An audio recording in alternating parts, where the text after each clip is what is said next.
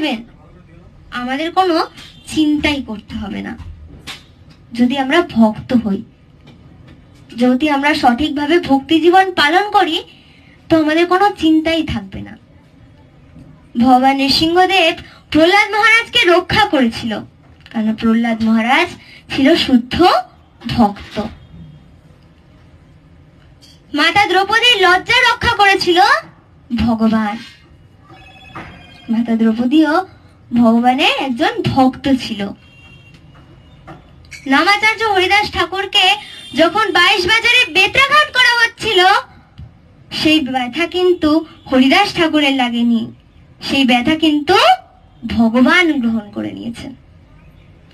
তো ভক্ত হওয়ার এত মহিমা। আমরা যদি ভক্ত হই, আমাদের কোনো দুশ্চিন্তা সেটা ভগবান নিয়ে নেবে। আমাদের এইটুকু বিশ্বাস রাখতে হবে যে এটা নিয়ে আমার ভাবার কিছু নেই, সমস্ত কিছু ভগবানের উপর ছেড়ে দিতে হবে। মাতা দ্রৌপদী প্রথমে শাড়িটা দাঁতে আটকিয়ে রেখেছিল, কিন্তু পরে সে সেই শাড়ি ছেড়ে দিয়ে সে ভগবানকে স্মরণ করেছে।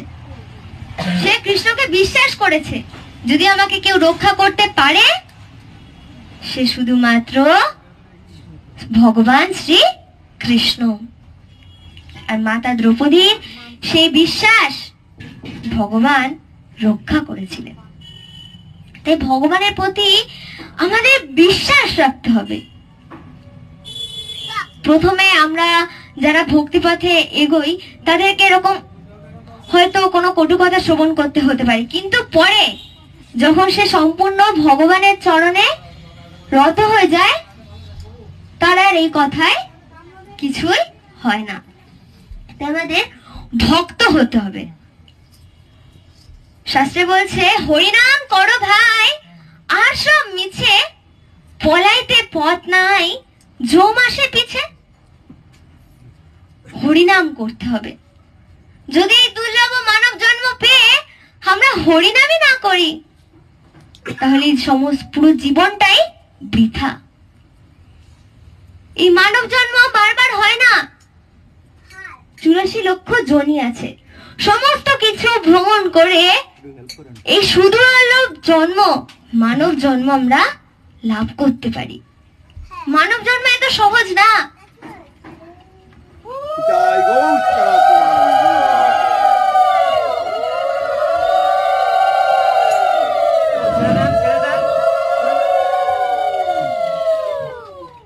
তো মানব জন্ম এত সহজ না, কিন্তু আমরা সেই মানব জন্ম পেয়েছি। এই মানব জন্ম পেয়ে আমাদের সর্বপ্রথম যে কর্তব্য বা কাজ, সেটা হলো ভগবানের সাধন ভজন করা, হরিনাম করা, একাদশী ব্রত পালন করা। কারণ এই দুর্লভ মানব জন্ম এইবারে পেয়েছি, পরের বারও কি আবার পাবো তার কোনো নিশ্চয়তা নেই। আর সাধুগুরু বৈষ্ণবরা বলছে, আমাদের যে 4টে যুগ, তার মধ্যে কলিযুগ হচ্ছে সর্বশ্রেষ্ঠ। কিন্তু কেন? সত্য, ত্রেতা, দাপর, কলি। সত্য, ত্রেতা, দাপর, এই 3 যুগে অনেক কষ্ট করে ভগবানকে লাভ করতে হতো। তাও কেউ কেউ পেত, আর কেউ কেউ পেত না। দিনের পর দিন না খেয়ে ধ্যান করে যাচ্ছে, কিন্তু তাও হয়তো এক ঝলক ভগবানকে দর্শন করতে পারছে। কিন্তু কলিযুগে, এই কলিযুগে না মানুষ ধ্যান করতে পারবে, না যজ্ঞ করতে পারবে, না তপস্যা করতে পারবে। কারণ এই 3 যুগে মানুষদের আয়ু অনেক ছিল, কিন্তু এই কলিযুগে আমাদের স্বল্প আয়ু, সুমন্দ ভাগ্য, মাত্র 100 বছর আয়ু আমাদের। কিন্তু তাও এখন সবাই 100 বছর বেঁচে থাকে না। 60, 70 এরকম বয়সেই মানুষ মারা যায়। তাহলে আমরা কত অভাগা, আমাদের যে সম্পূর্ণ জীবন সেটা আমরা লাভ করতে পারছি না, কারণ আমরা এত পাপ করছি। তাই আমাদের যেহেতু স্বল্প আয়ু, তাই ভগবান ভাবলেন যে এরা উদ্ধার পাবে কি করে? না এরা ধ্যান করতে পারবে, না যোগ করতে পারবে, না তপস্যা করতে পারবে। তাই ভগবান আমাদের জন্য গোলকের প্রেমধন হরিনাম সংকীর্তন আমাদের কাছে অকাতরে বিলিয়ে দিলেন। যখন তখন আমরা হরিনাম করতে পারি, যখন তখন। হরিনাম, একাদশী ব্রত, এর দ্বারাই কিন্তু আমরা সেই অনাদির আদি গোবিন্দ, সর্বকারণের কারণ সেই ভগবানের চরণ আমরা লাভ করতে পারি। সচ্চিত আনন্দে যে প্রকাশ ভগবান, তার চরণ আমরা লাভ করতে পারি। আমরা সবাই কিন্তু ভগবানের কাছেই ছিলাম, ভগবানের চরণেই ছিলাম, কিন্তু হয়তো আমাদের মনে কোনো কামনা জেগেছিল বা ইচ্ছা হয়েছিল কোনো আমি একটু জড়জগৎ ঘুরবো, বা কোনো অপরাধ হয়েছিল, তাই আমরা আবার এই জড়জগতে এসেছি। তাই এখান থেকে ফিরে যেতে গেলে আমাদের হরিনাম করতে হবে। হরিনাম বিনা গতি নাই, আমাদের হরিনাম করতে হবে। আর এই যে ভক্তি, আমরা যে ভক্ত হব, আমরা ভক্তি জীবন পালন করব, কিন্তু এই ভক্তিটা কি এই জন্মে শুধু থাকে? পরের জন্ম, তার পরের জন্মেও থাকে এই ভক্তি।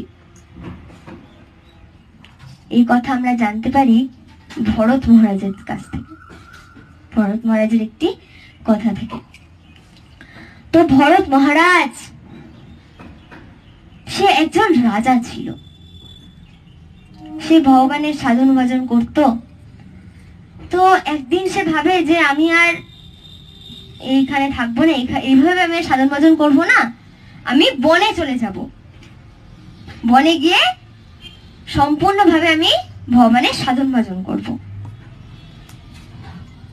তো ভরত মহারাজ সেই কথা ভেবে তার পুত্রের হাতে সম্পূর্ণ রাজ্যভার দিয়ে সে বনে চলে যায়। বনে গিয়ে সে ঋষিবেশ ধারণ করে ভগবানের সাধন ভজন করতে থাকে, যজ্ঞ তপস্যা যজ্ঞ করতে থাকে, সম্পূর্ণভাবে নিজেকে ভগবানের চরণে নিয়োজিত করে দেয়। একদিন সে নদীতে স্নান করতে গেছে। সে নদীতে স্নান করতে গিয়ে দেখছে যে ওপারে একটা হরিণ, গর্ভবতী হরিণ আর একটি বাঘ। বাঘটি সেই গর্ভবতী হরিণকে তাড়া করেছে, তাকে মেরে খাবে। তাই সেই হরিণটি নিজের প্রাণ বাঁচানোর জন্য ছুটছে, সে রাস্তা না পেয়ে সে জলে ঝাঁপ দেয়, এবং সে জলে ঝাঁপ দিয়েছে। আর সে যেহেতু গর্ভবতী ছিল, তাই সেই নদীতেই তার সন্তান প্রসব হয়, এবং সে একটি পাথরে ধাক্কা খেয়ে তার মৃত্যু হয়ে যায়। তো তখন ভরত মহারাজ দেখেন যে হরিণের যে ছোট শিশু, এ তো জন্মের সঙ্গে সঙ্গেই তার মাকে হারিয়েছে, তাই আমার উচিত ওকে নিয়ে লালন পালন করা। নিশ্চয়ই ভগবান আমাকে এই দৃশ্য দেখিয়েছে ওকে লালন পালন করার জন্য। তাই ভরত মহারাজ সেই হরিণ বৎসটিকে নিয়ে ফিরে আসে। সে তাকে পুরো পিতৃস্নেহ মাতৃস্নেহে তাকে আদর করতে থাকে। সে যে কারণে এসেছিল বনে সাধন ভজন করার জন্য, সে তার সেই সাধন ভজনের থেকে বেশি হরিণের কথা ভাবত। সে সাধন ভজন করতে প্রায় ভুলেই যাচ্ছিল। হরিণ যদি একটু চোখের থেকে আড়াল হয়ে যেত, তখন সে ভাবত কি হলো, কেউ কে আবার মেরে দেবে না তো কোনো পশু। সে সবসময় এইভাবে ভয় ভয় থাকতো। তো যখন ভরত মহারাজের মৃত্যুর সময় এসছে, তখনও সে ওই হরিণের কথাই চিন্তা করছে। তখন সে হরিণের দিকে তাকিয়ে ভাবছে যে আমি তোকে এতদিন বড় করেছি, এবার আমি যদি চলে যাই তখন একে কে দেখবে, এর কি হবে। তো সে হরিণের কথা চিন্তা করতে করতেই দেহ ত্যাগ করে দেয়। ভগবত গীতায় বলছে, অন্তকালে চর্মমেবা স্বর্ণমুক্ত কলেবরম যৎ প্রয়তি সমদ্ভবা জাতি নাস্তিত্ব সংশয়। মৃত্যুর সময় যদি কেউ কোনো না কোনো ভাবে আমাকে স্মরণ করে, সে অবশ্যই আমাকেই প্রাপ্ত হয়।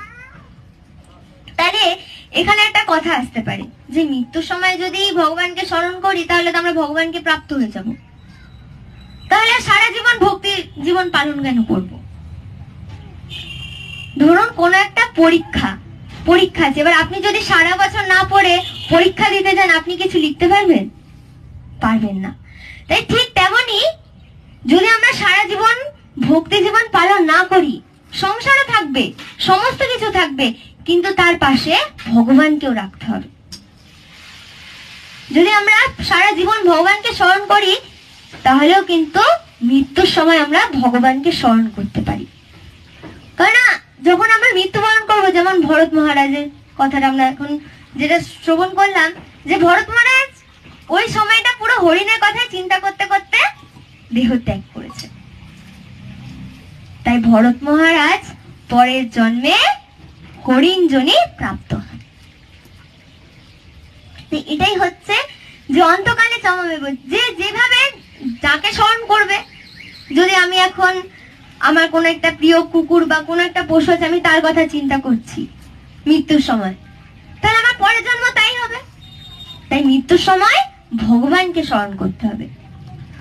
তো ভরত মহারাজ হরিণ যোনি প্রাপ্ত হয়, কিন্তু সে যেহেতু ভগবত ভক্ত রাজা ছিল, তাই ভরত মহারাজের আগের জন্মের কথা ভরত মহারাজের মনে ছিল, এবং তখন সে বুঝতে পারে যে আমি ওই মানব জন্ম কিভাবে কাটালাম, আমি বড় ভুল করে ফেলেছি। তাই ভরত মহারাজ তখন অনুতপ্ত হতে থাকে যে কি হলো, আমি কি করলাম। তাই সে আর কোনো হরিণ দলের সঙ্গে থাকতো না। সে একা একা তার জীবন চালানোর জন্য যেটুকু খাদ্য প্রয়োজন সেটুকুই খাদ্য গ্রহণ করত। সে হরিণ হলেও কি, তার আগের জন্মের কথা মনে আছে তার, তাই সে মনে মনে ভগবানকে সবসময় স্মরণ করত, সে একা একা থাকতো। তো সেই হরিণ যোনি থেকে সে মুক্তি লাভ করে, এবং তার পরের জন্মে সে ব্রাহ্মণ ঘরে জন্মগ্রহণ করে ভরত মহারাজ। তা ভরত মহারাজ ব্রাহ্মণ ঘরে জন্মগ্রহণ করেছে। সে যেহেতু ভগবত ভক্ত রাজা ছিল, তাই তার আগের জন্মের কথা তার মনে ছিল। তো সে ভরত মহারাজ ব্রাহ্মণ ঘরে জন্মগ্রহণ করেছে। তার অনেক দাদা ছিল। তো ভরত মহারাজ একটু বড় হয়েছে, তার দাদারাও বড় হয়েছে। তো তার পিতা সবাইকে কাজ দিয়েছিল, তো সবাই কাজ করত, কিন্তু ভরত মহারাজ কোনো কাজ করত না। সে সব সময় ভগবানকে স্মরণ করত। সে এমন ভাবে থাকতো যে সে কিছুই জানে না, সে কিছুই বোঝে না, পাগলের মতন থাকতো। সে কারোর সাথে কোনো কথা বলতো না। তো সেই ভরত মহারাজ যেহেতু বোকা ভাবতো, সবাই বোকার মতন আচরণ করত, কিন্তু তিনি কিন্তু বোকা ছিলেন না। তো সেই সুযোগে তার দাদারা ভাবে যে ও তো বোকা, কিছুই করে না, তাহলে আমাদের কাজটা আমরা ওকে দিয়ে করিয়ে নিই। তাই এই ভাবতো। আর ভরত মহারাজ সব বুঝতে পারতো, কিন্তু ভরত মহারাজ কিছু বলতো না, সেই কাজ ভরত মহারাজ করে দিত। তো একদিন ভরত মহারাজ রাস্তা থেকে যাচ্ছে। তো সেই রাস্তা থেকে রাজা রহুগণা যাচ্ছিল পালকিতে করে। তো একজন পালকি বাহক অসুস্থ হয়ে পড়ে। তাই পালকির যেই ছন্দ তাল সেটা ভেঙে যাচ্ছিল, হচ্ছিল না, পালকিটা নড়ে যাচ্ছিল। তাই তখন রাজা রহুগণা দেখে যে একজন স্বাস্থ্যবান মানুষ, তাহলে এনাকে বলি আমি আমার পালকিটা ধরার জন্য। তখন ভরত মহারাজকে ডাকে। ভরত মহারাজকে বলে যে আপনি আমার এই পালকিটা ধরে আমাকে, আমি যেখানে যাব সেখানে পৌঁছে দিন। আচ্ছা ঠিক আছে, সাহায্য চেয়েছে। তো ভরত মহারাজ সেই পালকি বহন করছে, কিন্তু সে সেই পালকির তালে চলছে না। সে শুধু দেখছে যে তার পায়ের নিচে কোনো জীব হত্যা হয়ে যাচ্ছে না। তো পালকির তালের সাথে তার তাল মিলছে না। তাই তখন রাজা রহুগণা বলে যে তোমরা কি পালকি বাবা ভুলে গেছো? তখন যারা পালকি বইছিল তারা বলে যে না না মহারাজ, এতে আমাদের কোনো দোষ নেই, যে নতুন পালকি ধরছে সে এরকম করছে। তখন রাজা রহুগণা বলে যে ঠিক আছে, তুমি ভালোভাবে পালকি বহন করো। তো ভরত মহারাজ সে একই ভাবে চলছে, কারণ সে তো কোনো জীবকে হত্যাই করতে চায় না। এবার রাজা রহুগণা খুব রেগে গেছে। তোমাকে দেখতে তো এত স্বাস্থ্যবান, তাহলে তুমি পালকি বইতে পারো না? তুমি জানো আমি কি করতে পারি তোমার সাথে? যমরাজের মতন দণ্ড দিতে পারি। তখন ভরত মহারাজ বলেন যে আপনি যে দণ্ড দেবেন সেই দণ্ডটা তো শরীরের, আমি আত্মা, আমার কোনো ব্যথা নেই। এই কথা যখন বলেছে তো রাজা রঘুগণ ভাবছে এ তো কোনো সাধারণ মানুষের কথা হতে পারে না, কোনো সাধারণ মানুষের মধ্যে তো এই তত্ত্বজ্ঞান থাকতে পারে না। তাই তখন রাজা রঘুগণা ভরত মহারাজের চরণে লুটিয়ে পড়ে যে আমি সবার চরণে অপরাধ করতে পারি কিন্তু ব্রাহ্মণের চরণে আমি অপরাধ করতে পারবো না, আপনি কৃপা করে বলুন আপনি কি। তখন ভরত মহারাজ তার সমস্ত কথা বললেন এবং রাজা রঘুগণাকে তত্ত্বজ্ঞান দান করলেন। তো এই হচ্ছে ভক্তি। ভরত মহারাজের কি ভক্তির বিনাশ হয়েছে? হয়নি। তাই সে এই জন্মে ভক্তি জীবন পালন করেছে, তার পরের জন্মেও পালন করেছে, আর তার পরের জন্মেও পালন করেছে। তো ভক্তির কোনো শেষ নেই, আর আমাদের ভক্ত হওয়া উচিত। তো আজকের কথাকে আমি এখানে বিশ্রাম রাখছি। আমার ভুল ত্রুটি সকলে মার্জনা করবে। হরে কৃষ্ণ, হরি বল। তাই গৌর প্রেমানন্দে তার পূজ্যপাদ রাধা মাধব প্রভুকে আসন গ্রহণ করার জন্য অনুরোধ করছি। খুব সুন্দর রাধেশ্রী খুব সুন্দর প্রবচন প্রদান করলেন। হরে কৃষ্ণ, হরি বল।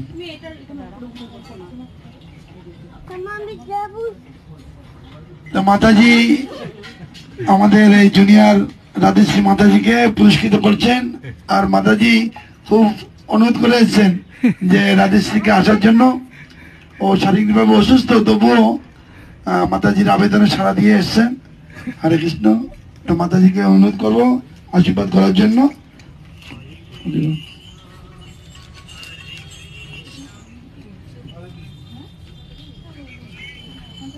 আমি তো অনুষ্ঠানে এসেছি, দেখছি।